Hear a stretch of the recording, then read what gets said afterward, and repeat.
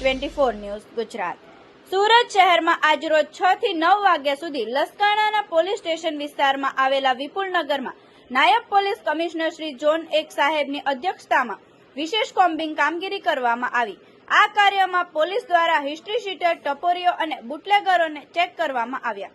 સામાન્ય રીતે આવા સંચાલિત કામગીરીથી ગુનેગારોને પકડી કાઢવા અને જાહેર સ્થળોએ કાયદેસરની પાલના સુનિશ્ચિત કરવા માટે મહત્વપૂર્ણ પગલાં લેવામાં આવે છે.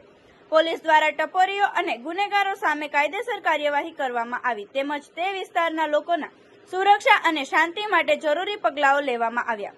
આના કારણે પોલીસ ટીમની કાર્યક્ષમતા અને સમાજમાં કાયદાની ઉપલબ્ધતા દર્શાવતી કામગીરીઓ પર ધ્યાન કેન્દ્રિત કરવામાં આવ્યું.